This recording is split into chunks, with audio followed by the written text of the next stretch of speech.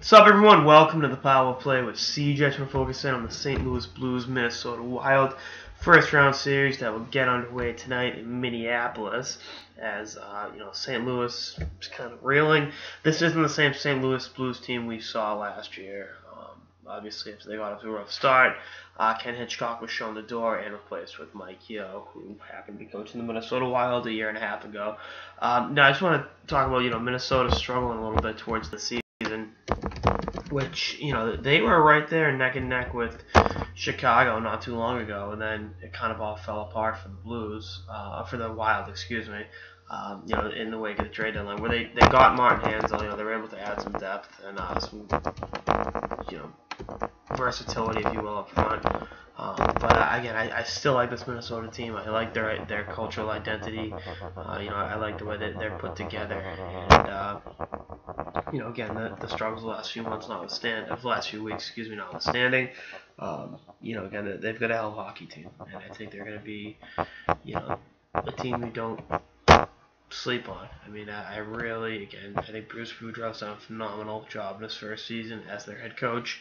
And I think, you've seen a lot of productivity from a lot of different players that maybe, you haven't seen in the past. I mean, Michael Granlund, 69 points in the season. Very nice season. Eric Stahl, back from the dead. I mean, how many of us wrote him off for dead not too long ago?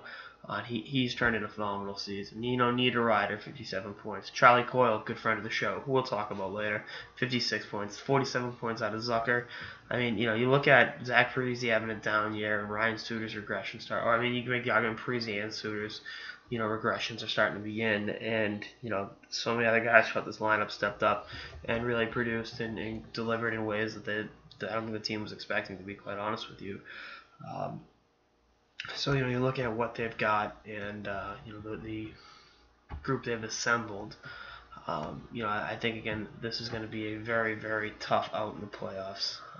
Their defense, I think, isn't exactly, the creme de la creme. But Ryan Suter, even though he's, again, kind of starting that regression, he can play at a high level. And Spurgeon and, other guys like that can kind of fill in, and do some things and really help you. I mean, I think Brodin is still a very underrated player. I mean, he didn't develop offensively the way I thought he would, but I mean, I think he'll have his moments in this series, which I think is pretty cool. And again, they've infused some youth in the lineup. Joel Eriksson has been up since coming back from Sweden. They've definitely been able to keep this obviously nucleus, this older nucleus, if you will. But get some younger guys and let them show what they can do, and make them again an even tougher out. So we'll see what happens on that front. For the Blues, obviously. Oh, then between the pipes, Stefan Dubnyk. I mean, what more do you want me to say? I mean, I know I knocked that trade when it happened, but the year and a half plus since then, there's been egg all over my face. So yeah, I was wrong. Big deal.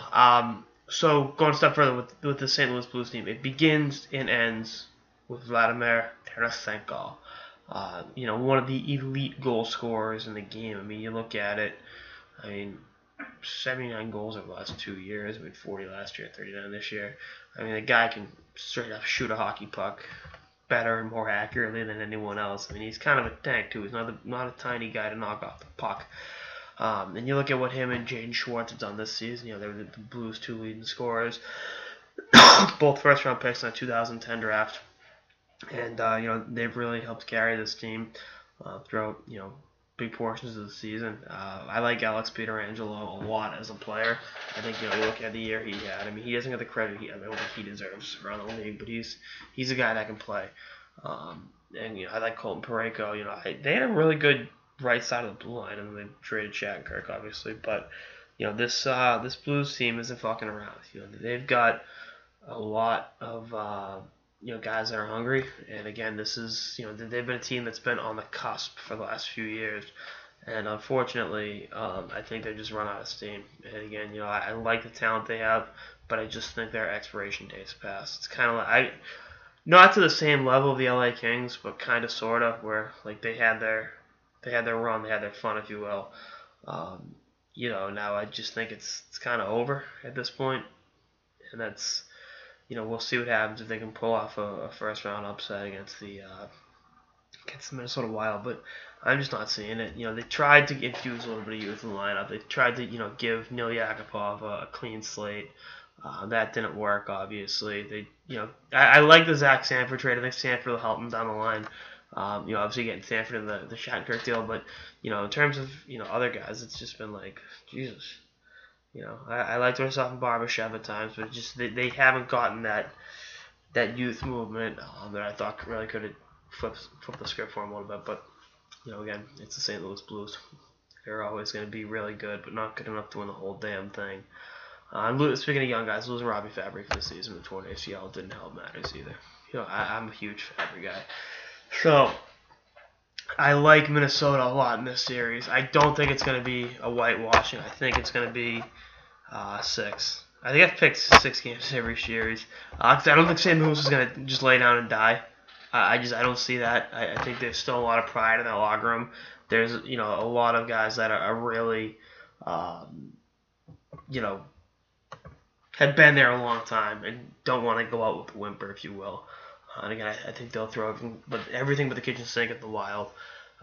But I think at the end of the day, despite Minnesota's struggles the last few weeks, it's going to be the Wild in 6 games. Anyway, that's all I got. This episode of the Power Play with CJ. Stay tuned for episodes for the season and beyond. Later, guys.